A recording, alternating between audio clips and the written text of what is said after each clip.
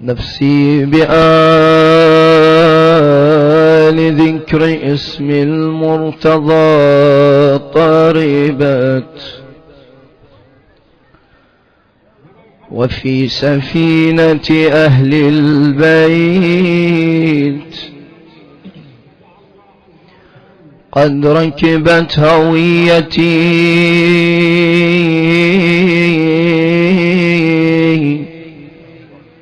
علوي النهج قد كتبت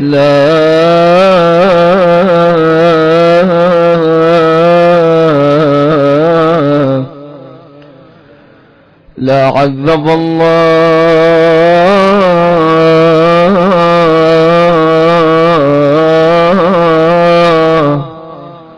أمي إنها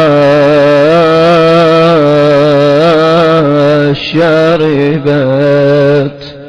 حب الوصي وغذتني باللبن.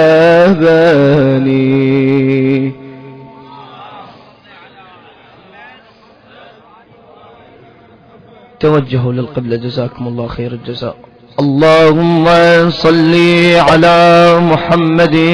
وآل محمد. الحمد لله رب العالمين، وصلى الله على سيدنا محمد نبيه وآله وسلم تسليما.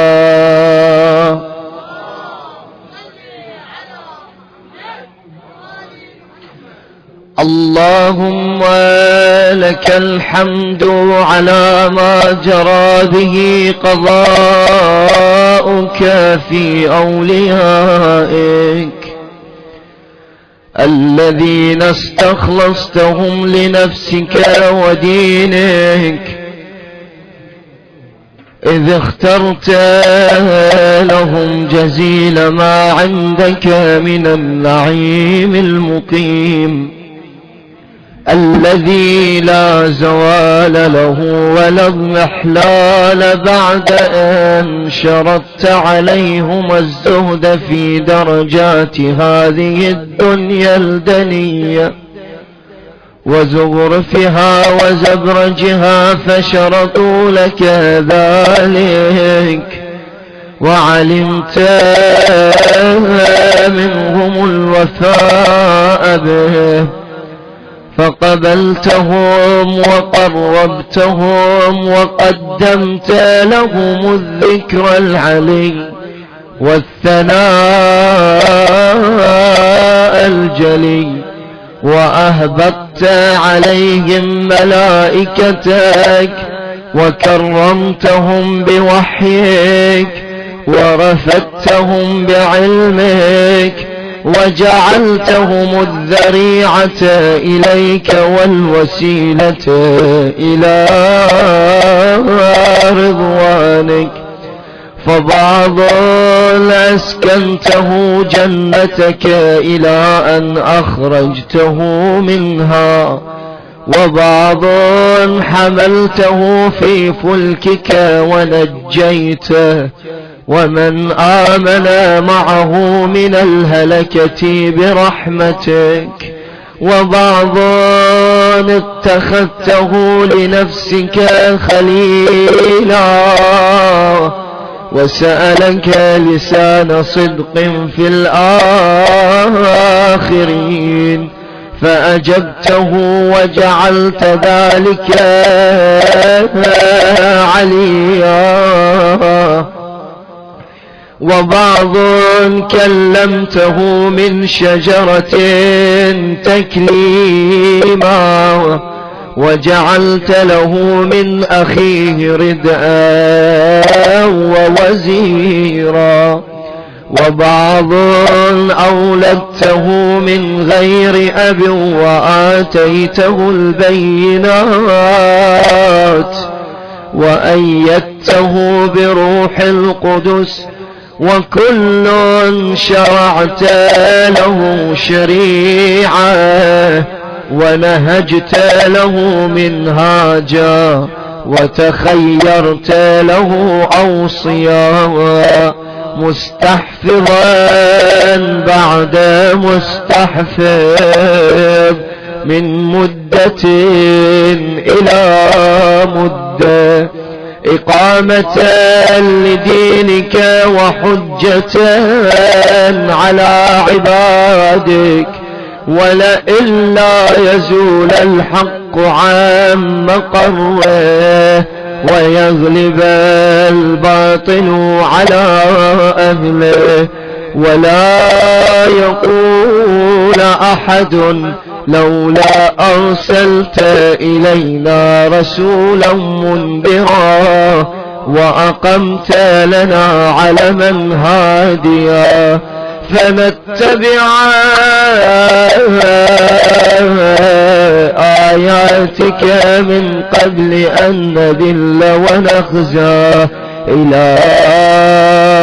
أن انتهيت بالأمر إلى حبيبك ونجيبك محمد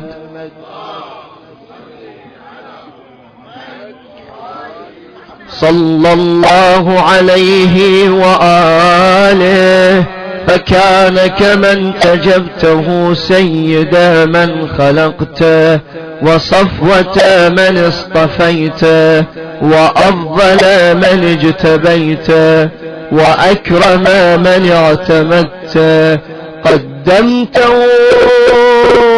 على أنبيائك وبعثته إلى الثقلين من عبادك وأوطأته مشارقك ومغاربك وسخرت له البراق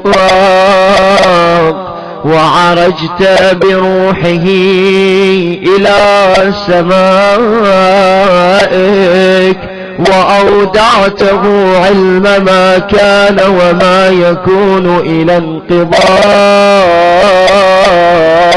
خلقك ثم نصرته بالرعب وحففته بجبرائيل وميكائيل والمسومين من ملائكتك ووعدته أن تظهر دينه على الدين كله ولو كره المشركون وذلك بعد أن بوأته مبوأ صدق من أهله وجعلت له ولهم أول بيت وضع للناس للذي ببكة مباركا وهدى للعالمين فيه آيات بينات مقام إبراهيم ومن دخله كان آمنا وقلت إنما يريد الله ليذهب عنكم الرجس أهل البيت ويطهركم تطهيرا ثم جعلت أجر محمد صلواتك عليه وآله مودتهم في كتابك فقلت قل لا أسألكم عليه أجرا إلا المودة في القربى وقلت ما سألتكم من أجر فهو لكم وقلت ما أسألكم عليه من أجر إلا من شاء أن يتخذ إلى ربه سبيلا فكانوا هم السبيل إليك والمسلك إلى رضوانك فلما انقضت أيامه أقام وليه علي بن أبي طالب صلواتك عليهما وآلهما هاديا، إذ كان هو المنذر ولكل قوم هاد. فقال والملأ أمامهم إذ قلت مولاه فعلي. ما شاء الله. من كنت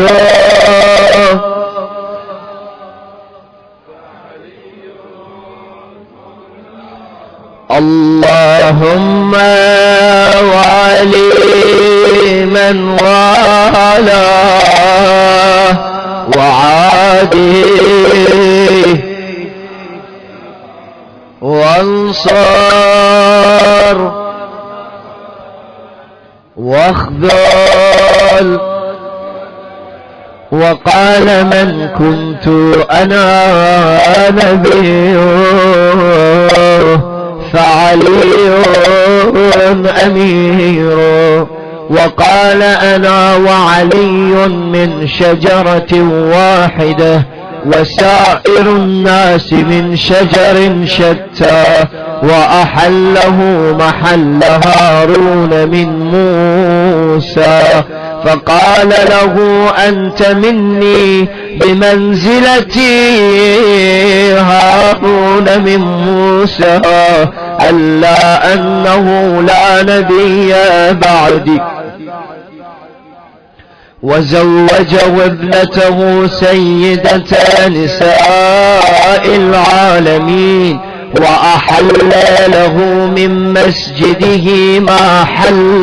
له، وسد الأبواب إلا بابه، ثم أودعه علمه وحكمته. فقال أنا مدينة العلم وعلي بابها، فمن أراد المدينة والحكمة فليأتها من بابها. ثم قال أنت أخي ووصي ووارثي، لحمك من لحمي ودمك من دمي، وسلمك سلمي وحربك حربي، والإيمان مخالط لحمك ودمك كما خالط لحمي ودمي. وأنت غدا على الحوض خليفتي، وأنت تقضي ديني وتنجز عداتي، وشيعتك على منابر من نور مبيضة وجوههم حولي في الجنة، وهم جيراني، ولولا أنت يا علي لم يعرف المؤمنون بعدي. وكان بعده هدى من الضلال ونورا من العمى، وحبل الله المتين وصراطه المستقيم، لا يسبق بقرابة في رحم، ولا بسابقة في دين، ولا يلحق في منقبة من مناقبه. يحذو حذو الرسول صلى الله عليهما وآلهما، ويقاتل على التأويل، ولا تأخذه في الله لومة لائم، قد وتر فيه